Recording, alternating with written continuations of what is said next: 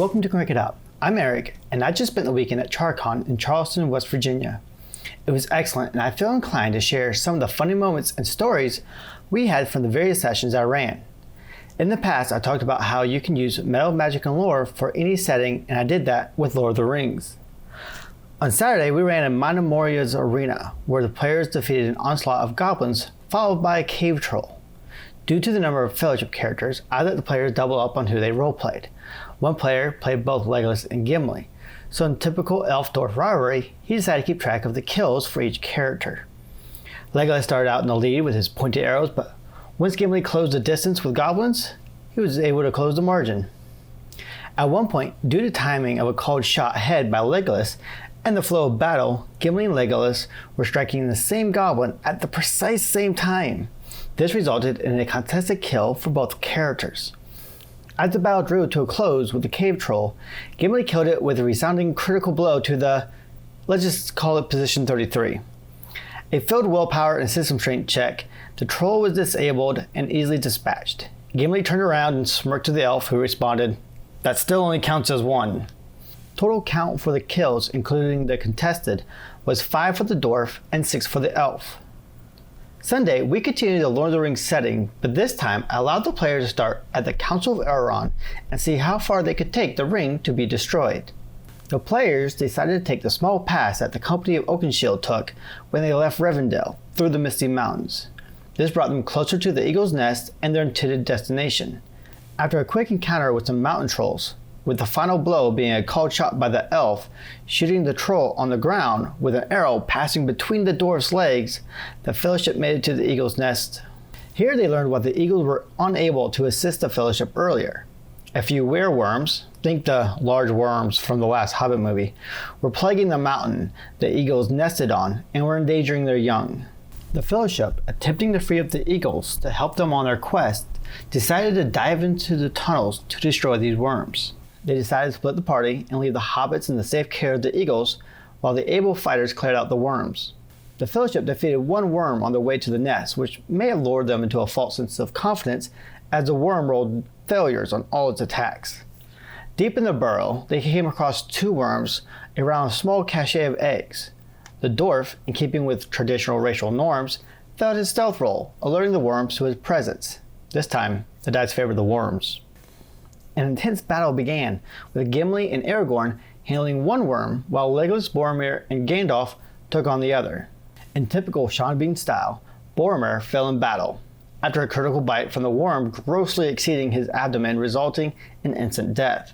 Gandalf was the second to die, shortly afterwards with a lucky critical bite attack on his head.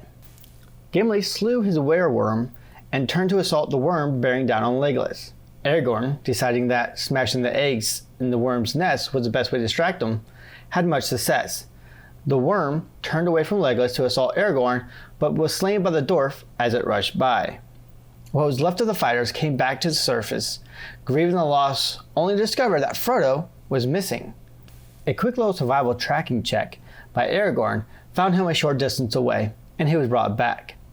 The Eagles, free from the burden of the constant threat at their nest, were able to send 3 eagles with the Fellowship to help them complete their quest. At this point, the Fellowship had to choose their flight path. Head straight south past the Black Gate and attempt to fly over the mountains towards Mount Doom, or head east past the Lonely Mountain, around the mountain range, and attempt to hit Mordor and Mount Doom from the east. They decided on south, hitting Lorien first, where they were able to do a bit of recovery. They took their next stop at the Falls of Ronos, the rocky area where Frodo and Sam got lost on their way to the Dead Marshes. A successful camouflage check was able to hide the Fellowship from a Nazgul search party.